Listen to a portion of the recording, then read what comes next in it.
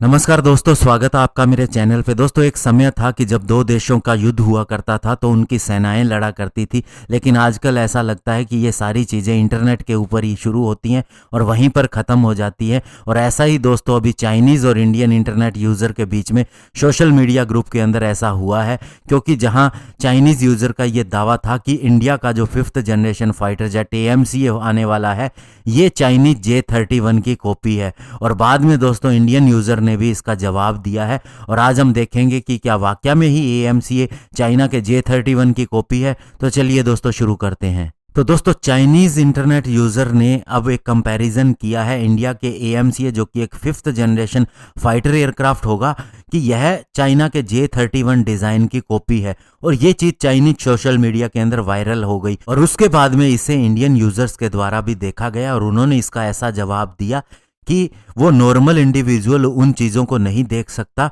कि क्या ये डिफरेंसेस हो सकते हैं। और दोस्तों आपको बता दें कि इंडिया ने एरो इंडिया 2021 के अंदर कुछ एक चेंजेस के साथ में AMCA का नया डिज़ाइन दिखाया था और माना जा रहा है ये फाइनल भी कर दिया गया है। और 2024 के अंदर जब पहला प्रोटोटाइप AMCA का आएगा तो इसी डिज़ाइन के साथ में आएगा। और इसके अंदर जो सबसे बड़ा चेंज किया गया था वो था कि इसके अंदर जो फिक्स्ड एयर इनलेट डिज़ाइन था उसे हटा दिया गया है और डाइवर्टलेस सुपरसोनिक इनलेट का इस्तेमाल किया गया है एयर इनटेक के लिए। और यही कारण है कि अब इस एयरक्राफ्ट का जो आगे का हिस्सा है वो कुछ एक ऐसा दिखता है जैसा कि अन्य DSI एयर इनटेक वाले एयरक्राफ्ट के अंदर में होता है। और मेनली दोस्तों जो एयर इनटेक की वजह से आप किसी भी फाइटर जेट को पहचान सकते हैं कि ये कौन सा फाइटर जेट है, क्योंकि अन्य देशों के अगर आप किसी फाइटर जेट को देखेंगे, चाहे वह F-16 हो, F-18 हो, तो उसके एयर इनलेट वाली जगह से ही उनकी पहचान हो जाती है। और यही कारण है कि आइडिया लगाया जा रहा है कि ये चाइनीज J-31 की कॉपी हो सकता है।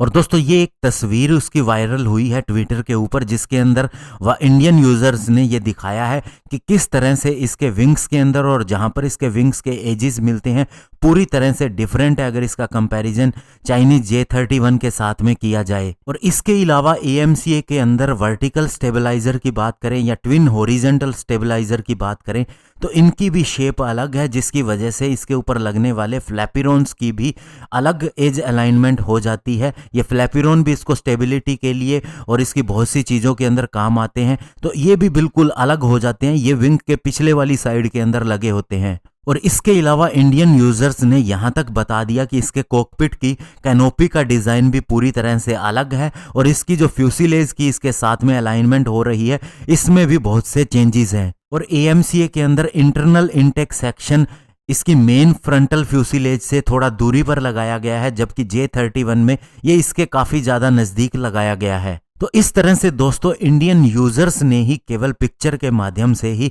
इतना ज़बरदस्त जवाब दिया है चाइनीज़ यूजर्स को कि इवन दोस्तों वे एक प्रोपेगेंडा चला रहे थे और ऐसी चीज़ें इंटरनेट पे वायरल होती रहती हैं। और आपको ये भी बताना चाहूँगा कि जितने भी 5th जनरेशन फाइटर जेट हैं अभी तक ज़्यादा कोई चर्चित फाइटर जेट अगर बात करें तो केवल F-35 और F-22 की ही बात होती है।